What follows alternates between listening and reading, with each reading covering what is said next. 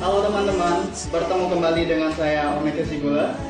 Untuk video kali ini, kita akan melanjutkan pembelajaran bahasa Indonesia bab 4. Penasaran kan dengan materinya? Yuk saksikan video berikut ini. Oke teman-teman, sesuai dengan janji saya pada video sebelumnya, bahwa saya akan melanjutkan penjelasan mata pelajaran bahasa Indonesia, khususnya pada bab 4. Nah, untuk itu sekarang kita akan belajar secara saksama. Oke, langsung saja kita akan ambil bukunya. Anda harus memiliki buku ini untuk mengikuti video kali ini. Karena kalau tidak, saya khawatir kelamaan Anda melihat saya, jangan-jangan nanti naksir. Oke, langsung saja kembali ke materi. Kita langsung saja buka bab 4. Ada pada halaman 87. Bab 4 halaman 87, yaitu tentang apresiasi dan kreasi fabel dan legenda. Sekali lagi, apresiasi dan kreasi fabel dan legenda. Kita akan sama-sama belajar apa sih itu fabel, ciri-cirinya seperti apa, kemudian tujuannya apa. Dan begitu juga dengan legenda. Apa sih itu legenda? Pengertiannya apa? Kemudian ciri-cirinya apa? Terus itu di kalangan mana? Kita akan sama-sama belajar. Kita akan belajar satu persatu. Kita masuk pada bagian A. Definisi fabel, jenis fabel, dan legenda serta cirinya. Kita akan pelajari satu-satu dulu. Yang pertama, fabel. Perhatikan. Fabel adalah salah satu jenis dongeng. Fabel adalah salah satu jenis dongeng. Dongeng adalah cerita prosa rakyat yang tidak dianggap benar-benar terjadi. Pernah dengar dongeng nggak sih? Siapa yang sampai sekarang masih sebelum tidur itu masih didongengin sama mamanya? Pasti ada. Nah, oke, kita akan lanjut lagi. Dongeng diceritakan untuk hiburan. Dongeng melukiskan kebenaran, pelajaran moral, dan sindiran. Nah, jadi dari cerita dongeng tersebut itu melukiskan kebenaran, kemudian pelajaran moral, bahkan juga untuk menyindir. Jadi istilahnya bahwa fabel ini salah satu jenis dongeng. Tadi Bapak sudah jelaskan dongeng itu apa, kemudian dongeng itu seperti apa. Nah, oke, kita lanjut lagi. Fabel atau dongeng binatang adalah dongeng yang ditokohi oleh binatang. Nah, tidak asing juga bahwa jika kita mendengarkan dongeng-dongeng dari mama, dari bapak, atau dari nenek, kakek, tentunya lebih dominan kepada binatang. Nah, kita akan pelajari seperti apa binatang-binatang apa saja yang menjadi tokoh dalam dongeng tersebut. Binatang dalam cerita fabel dapat berbicara dan berakal budi seperti manusia. Fabel bersifat didaktis atau mendidik. Nah, artinya bahwa tokoh binatang yang ada dalam fabel tersebut seakan-akan bersifat seperti manusia. Perhatikan sekali lagi, seakan-akan bersifat seperti manusia. Nah, fabel ini bersifat mendidik. Tadi pada Bapak sudah jelaskan sebelumnya bahwa dongeng bisa melukiskan pelajaran moral. Nah, kita lanjut. Tokoh kancil pada fabel yang tersebar luas di Indonesia terkenal sebagai binatang yang cerdik dan licik. Nah, salah satu tokoh binatang yang sering dijadikan tokoh dalam fabel atau dongeng adalah kancil. Nah, kancil. Oke, selanjutnya. Kancil sering digambarkan sebagai tokoh yang suka menipu hewan lainnya. Ada beberapa cerita kancil yang menceritakan kancil sebagai tokoh yang bijaksana, seperti pada cerita kancil menolong kerbau yang disergap buaya. Mungkin Anda sudah pernah membaca atau mendengar dongeng tentang kancil menolong kerbau yang disergap buaya. Nah, artinya bahwa kancil dalam dongeng ada yang menceritakan kancil itu sebagai binatang yang suka menipu hewan lain, tetapi ada juga yang menceritakan kancil itu adalah seekor binatang yang bijaksana. Saya rasa cukup untuk pembelajaran tentang fabel. Kita lanjut pada definisi legenda. Perhatikan. Legenda adalah cerita prosa rakyat yang mirip dengan mite.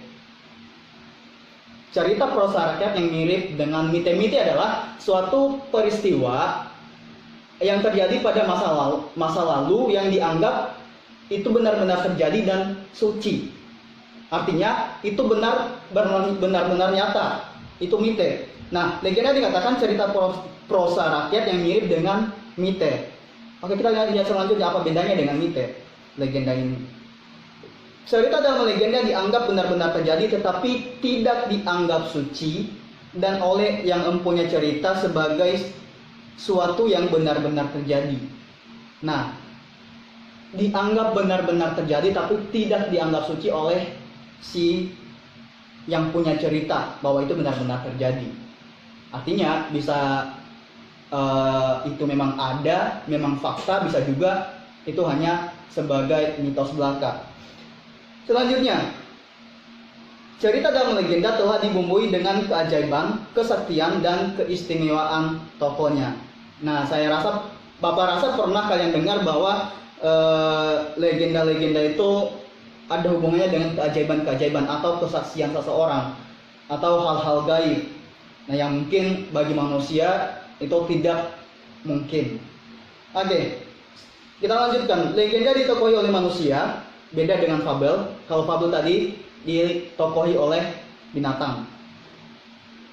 Ada kalanya mempunyai sifat-sifat luar biasa sering dihubungkan dengan makhluk gaib. Tadi Bapak sudah jelaskan bahwa legenda ini ada yang bersifat keajaiban, kesaksian, dan juga keistimewaan tokohnya.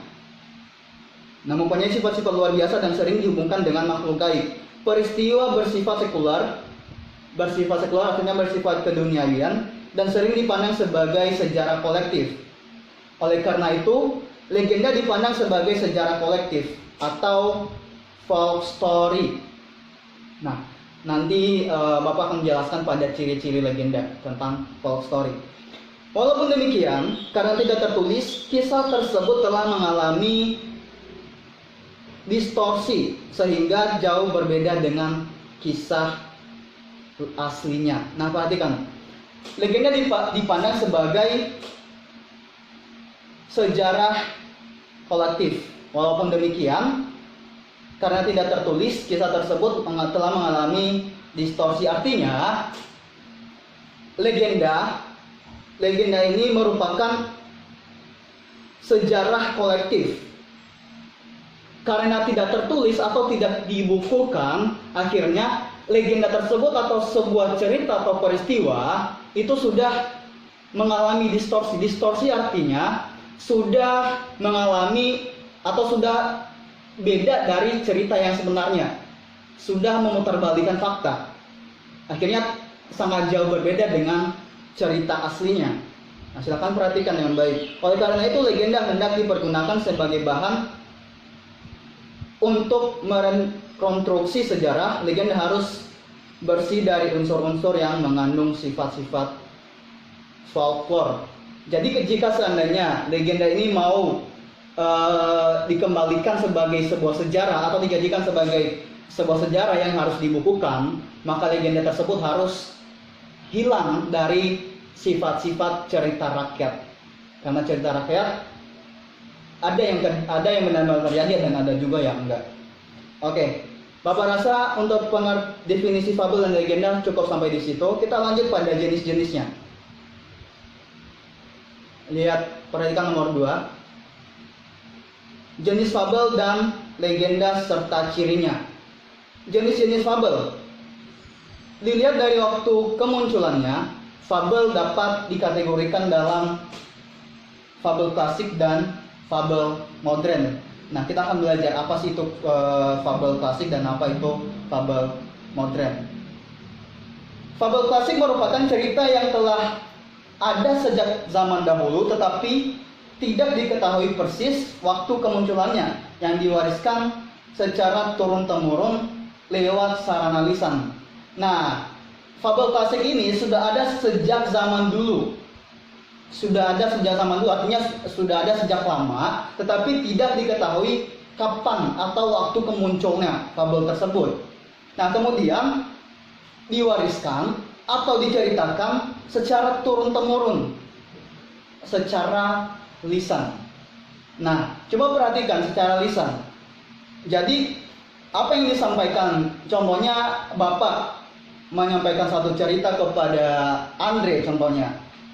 Terus Andre menyampaikan kepada yang lain. Tentunya ada perbedaan antara yang Bapak sampaikan kepada Andre dengan yang Anda sampaikan kepada yang lain. Nah, akhirnya cerita yang aslinya itu hilang. Nah, saya rasa paham ya sampai di situ ya. Oke. Cerita dalam fabel klasik sudah ada sejak zaman Yunani klasik dan India kuno seperti Jataka dan Pancatantra. Di Indonesia, cerita tersebut ditemukan pada suku Melayu, Jawa, Sunda, atau Toraja. Cerita tersebut selalu menampilkan binatang yang menjadi pemeran utama. Nah, itu dia tadi adalah fabel. Pemeran utamanya atau tokohnya adalah binatang. Kemudian dalam sastra Melayu dan Jawa, tokoh binatang itu adalah kancil, sedangkan pada sastra Sunda tokoh binatangnya adalah kera, dan di sastra Toraja tokoh binatangnya adalah kera hantu. Nah, silahkan ya perhatikan dengan baik, mana tahu nanti keluar di soal PAT. Oke, lanjut kita ke ciri-ciri fabel klasik. Yang pertama, ceritanya sangat pendek.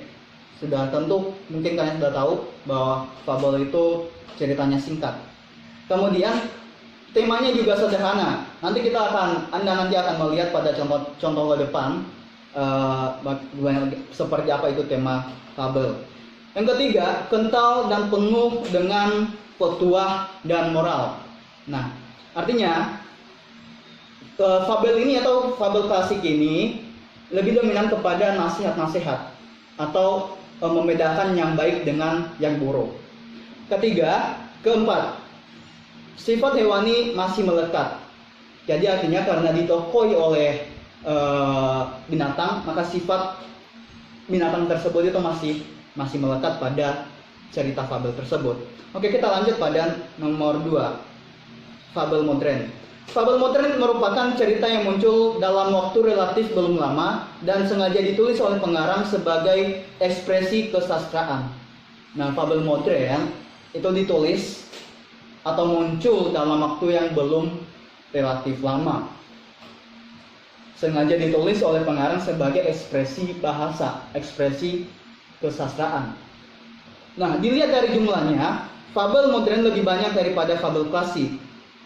Tokoh-tokoh dalam fabel modern sangat beragam, meliputi berbagai jenis binatang seperti burung, ikan, binatang hutan, atau binatang rumahan.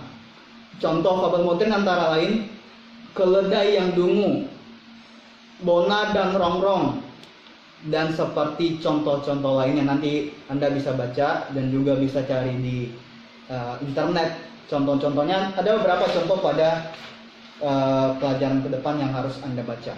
Jadi nanti kita masuk saja pada contohnya. Kemudian ciri-ciri fabel modern. Yang pertama, ceritanya bisa pendek, bisa juga panjang. Beda dengan fabel klasik. Kalau fabel klasik tadi ceritanya pendek atau singkat. Nah, pada fabel modern ceritanya bisa pendek, bisa juga panjang. Yang kedua, temanya sederhana. Ketiga, sama ciri-cirinya, kental dengan nasihat-nasihat atau didikan, bisa membedakan yang baik dengan yang buruk. Kemudian sifatnya masih hewaninya masih melekat, sama dengan fabel klasik tadi. Oke, sekarang kita masuk pada jenis-jenis legenda. Jenis-jenis dan ciri-ciri legenda. Legenda dapat dibagi ke dalam 4 jenis, yaitu legenda keagamaan, legenda alam gaib, legenda perseorangan, dan legenda setempat. Bapak tidak akan menjelaskan lebih dalam tentang ini. Nanti silahkan Anda baca saja. Tetapi Bapak akan sedikit jelaskan. Kita masuk pada yang pertama, legenda keagamaan. Kalau legenda keagamaan ini, legenda yang ceritanya berkaitan dengan kehidupan agama disebut dengan legenda keagamaan. Artinya, legenda ini ada kaitannya dengan keagamaan. Contohnya seperti apa? Legenda seperti apa? Contohnya, misalnya cerita tentang penyebar agama Islam di Pulau Jawa. Itu contoh legenda keagamaan. Nah, penyebar agama Islam di Pulau Jawa dikenal dengan sebutan Wali Sanga. Mungkin pernah Anda dengar dan mungkin pernah kalian tonton di TV tentang Wali Sanga. Nah, mereka dalam manusia biasa, tokoh yang memang benar-benar ada, tetapi uraian ceritanya ditampilkan sebagai figur-figur yang memiliki kesaktian. Nah, ini tadi yang Bapak jelaskan dari awal bahwa legenda ini dilukiskan sebagai mempunyai keajaiban atau kesaktian atau keistimewaan dari seseorang. Nah, itu salah satu contohnya. Nanti Anda bisa cari lagi contoh yang lainnya. Kemudian yang kedua, contoh jenis legenda yang kedua, legenda alam gaib. Bentuk kedua adalah legenda alam gaib. Legenda ini biasanya berbentuk kisah yang benar-benar terjadi dan pernah dialami seseorang. Fungsi legenda semacam ini adalah untuk meneguhkan kebenaran takhayul dan kepercayaan rakyat. Nah, perhatikan. Legenda ini biasanya berbentuk kisah yang dianggap benar-benar terjadi. Benar-benar terjadi dan pernah dialami oleh seseorang. Nah, fungsinya untuk meneguhkan kebenaran takhayul. Ini adalah kepercayaan orang-orang dulu atau nenek moyang kita dulu. Nah, untuk meneguhkan kepercayaan tersebut, nah makanya adanya legenda alam gaib. Nah, mungkin ada di bawah contoh-contohnya. Jadi legenda alam gaib adalah cerita-cerita pengalaman seseorang dengan makhluk gaib, hantu, siluman, gejala alam gaib dan sebagainya. Jadi silahkan perhatikan, legenda alam gaib adalah cerita-cerita pengalaman seseorang dengan makhluk-makhluk gaib, hantu-hantu, siluman, gejala-gejala alam gaib dan sebagainya. Ada contohnya di bawah di paragraf selanjutnya, silahkan dibaca sendiri. Bapak tidak akan jelaskan. Yang penting Anda bisa membedakan perbedaan antara legenda keagamaan, legenda alam gaib, kemudian legenda perorangan, kemudian legenda lokal atau setempat. Nah, kita masuk pada jenis legenda ketiga, yaitu legenda perorangan. Merupakan cerita mengenai tokoh tertentu yang dianggap benar-benar terjadi. Di Indonesia legenda semacam ini banyak sekali.